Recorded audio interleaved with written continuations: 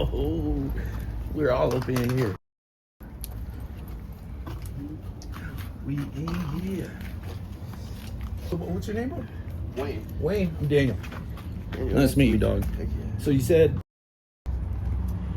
man, you been out here how long? 15? Yeah, 15 15 years? Okay. You're Zach's homie? Yeah. Right on, man. So what happened last night? What? What happened last night, you said? Last night I got $10 stolen off of me, and I'm not feeling you, Zach. You're good. Don't feel mean. Yeah, you're good. You're good. that was like my $10 for food and drinks for the night, and had to go through the whole night. It was pretty cold last night. Yeah. And it sucked.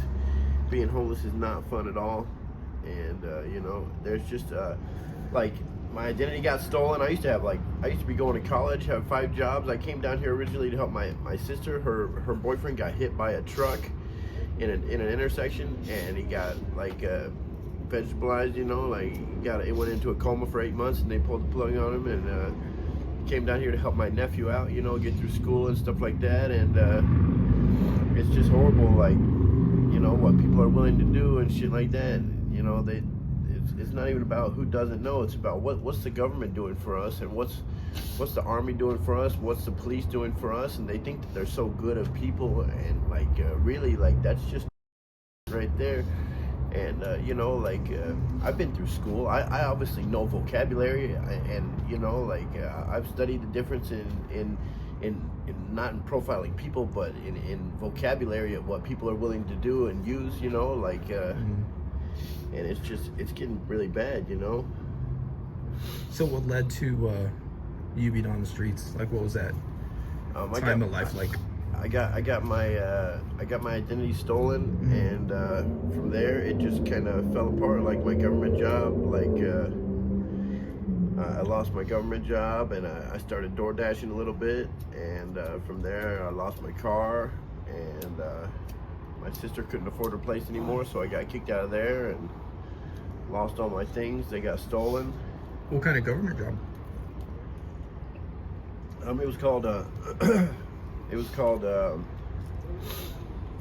it called? It was called Or what type of work? caption call. It was called caption call, and Oh, it was like I think I heard of that. it was like telemarketing work, but without the telemarketing. Like, Yeah. I didn't talk to people. For like deaf people, right? Yeah, Yeah. just for deaf people. I had Yeah, a friend that did that. That's cool. Yeah, and that's cool. what I was doing to help out the community and stuff like that. And yeah. Right on, man. So were you asleep at a bus stop last night or something, and the guy just went in your pockets? Yeah. I'm sure it happens a lot, bro. You know, I went to treatment before these beans came out, and Right. when people are out, like, slumped, they look out, bro. You know? Yes, they do. They look Yeah. slumped, like out. And you probably can't even feel people going in your pockets. You know, you're just out, and then... And there's people that will run your pocket. Right. That video I showed you the other day of the guy in the wheelchair, he said some guy was hitting with a cane just for some blues. He's like hanging in there, hanging on by a thread. People are just going above and beyond for some beans, you know? Yeah. It's a whole different world than when I was out here, dog, 6 years ago. Heck yeah. You know? How long did you get on the beans? Honestly, I wasn't planning on doing drugs whenever I became homeless. I actually was like picking them up off the side of the road, the foils and stuff. Whenever I first became homeless, I didn't know what to do being homeless. So like that was just one of the things that was a reflex. The kids don't need that shit. And so I would grab them, pick them up, and throw them away. And I got arrested. And then I got pissed off. I was like, "Why are you fucking arresting me, man?" You know. And like then I started smoking just because of that. You know. So they got you with like possession or something? Yeah. Okay. It was ridiculous. Like the guy wouldn't listen to my story at all. Like no common sense. Like he's not picking him up. What are the police good for? You know. I mean, Yeah. and stuff like that. You had it in your hand, and he saw, and that's in my pockets, when and it he hit. checked my Oh, pockets man. and all that stuff. Apparently, Yeah. there's no privacy, no rights on anything anymore, even if they say there is. You know. What's been the darkest day of your life out here? Or the craziest thing you've seen? That was probably the craziest thing I seen. Really, was the police just not, you know, like. Police back in my day used to push your car, like help you get to where you were going, not give you a ticket. You know what I mean? Like tickets were for people that were repetitive. You know, they got up to almost 10 times, and then you know, like Yeah. boom. Obviously, it's not a 3-time offense. This is a repetitive, becoming an addiction for you to, you know, do these things. Yeah. And police used to care in my book, you know. That's just the way I fucking see it. I'm sorry for cussing. No, I get it. You I know? grew up in the 90s, early 2000s. Yeah. Yeah, everything's different. You have a lot of charisma, dog. You speak really well. Thank you. Yeah, absolutely, man. Thank you. How far did you go in school? I was in college. I was planning on being a non-destructive testing engineer. What is it? Engineering. It's Okay. Non-destructive testing. It's just like on like metals and stuff, like for freeways and stuff. They leave them out there and they start getting rusted, and so we'll come out there and check the metals before they put them up. Yeah. How have you been supporting yourself, like on a day to day? I've heard it all. So Not very well. yeah. I'm just begging for money, like, you know. It was over like 600 years ago whenever they said anything about panhandling. So whatever they say about panhandling nowadays is obviously not true. It's not there. It's not in the laws. Yeah. It's just not going to be. Yeah. So. Yeah, Zach's a favorite on my channel. A lot of people love him, man. Yeah. How long have you known Zach? I've known Zach all my life, man. Yeah. You know, he's a good friend He's of a mine. good OG, He's one of my right? best friends, you know. Yeah. He's always stuck up for me whenever I need him to, you know. Super friendly. That's all I ask, you know, is that, you know, stick up for We're the there people. for each other when we can be. Hell yeah, that's Yeah. the truth, you know. And sometimes when we can't be. That's the truth too, man, you know. Wind up in random places together, you might as well. Yeah. So, your family, what's going on with them?